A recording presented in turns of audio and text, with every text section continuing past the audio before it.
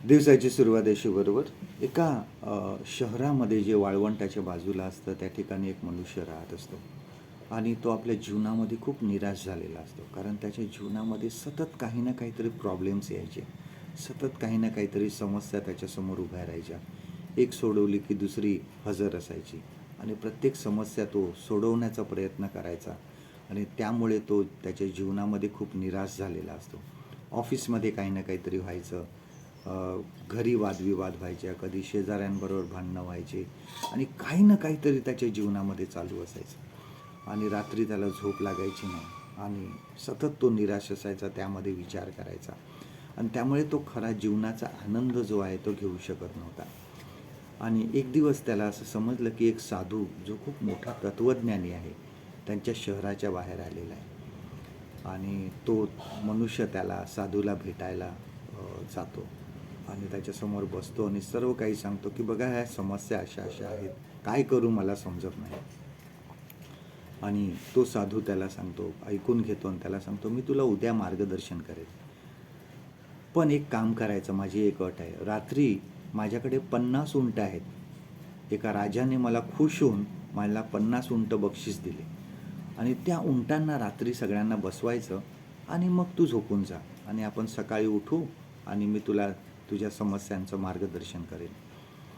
आणि त्या तर मनुष्याला असं वाटतं, ठीक आहे ना, 50 उंटांना खाली बसवायचं काय मोठी गोष्ट नाही आहे ही. आणि रात्री सगळे जेवण वगैरे झाल्यावर सगळे झोपायला जातात. हा उंटांना बसवायला जातो आणि काही उंट थाप मारल्यानंतर पटकन बसायचे, काहींना जरा थोडंसं बसवावं लागायचं, काही अजिबात बसायचे नाही. आणि असा तो प्रयत्न करत राहिला, पण काही जण बसले की काही जण उठून उभे राहायचे. सगळ्यांना बसवलं तर एखाद दोन उभे राहायचे. 10 जण बसले की 40 उभे असायचे, 40 जण बसले की 10 उभे असायचे. सगळ्यांना बसवलं की पटकन कुठून तरी 2-3 जण परत उभे राहायचे उंट. आणि ह्या तरुण मनुष्याला आता कंटाळायला लागतो आणि तो खूप निराश होतो आणि सारखा तो प्रयत्न करत असतो, परंतु 1-2 तरी उंट उभेच राहायचे आणि रात्रभर त्याला झोप नाही येतो, ते प्रयत्न करत राहतो आणि शेवटी तो कंटाळून जातो. सकाळ होते आणि साधू बाहेर येतात आणि त्याला विचारतात की रात्री झोप लागली की नाही तुला. आणि तो सांगतो, नाही, हे उंट मी सगळ्यांना बसवण्याचा प्रयत्न केला, पण काही 2-4 जण तरी उंट उभे राहायचेच आणि सगळे काही बसले नाही. मी खूप प्रयत्न केला, रात्रभर मी झोपलो नाही आणि माझ्याच्याने ते काय झालं नाही. आणि साधू त्याला बोलला, आपल्या जीवनाचं सुद्धा असंच आहे की आपल्या जीवनामध्ये समस्या अशाच येत राहतात.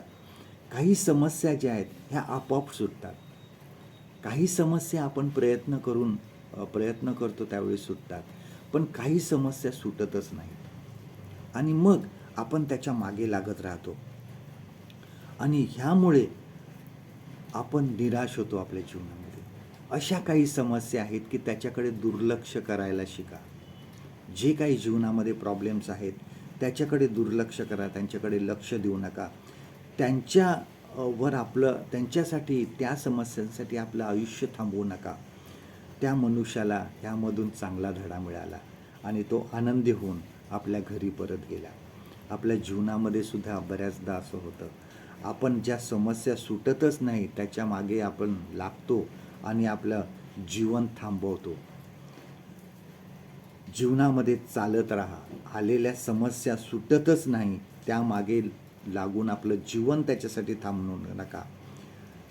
प्रयत्न करा, सुटल्या तर ठीक, नाही तर पुढे जात राहा, चालत राहा. समस्या आपल्या जीवनामध्ये ह्या येणारच आहेत, त्यामुळे तुमच्या जीवनाचा आनंद घ्यायला तुम्ही विसरू नका. जीवनाचा आनंद घ्यायचं सोडून देऊ नका. परमेश्वरावर भाव ठेवा, तो तुम्हाला मार्गदर्शन करेल. पुढे चालत राहा आणि देव तुमची काळजी घेणारच आहे. आजचं देवाचं वचन आपल्यासाठी हे आहे, नीतिसूत्र ह्याचा 20वा अध्याय आणि 27वा वचन, प्रोव्हर्ब्स चॅप्टर 20 and verse 27. मनुष्याचा आत्मा परमेश्वराने दिलेला दीप होय, त्याने तो आपल्या अंतर्यामाच्या सर्व गोष्टीचे निरीक्षण करतो. परमेश्वर करो आजचा दिवस तुमचा आशीर्वादित करो.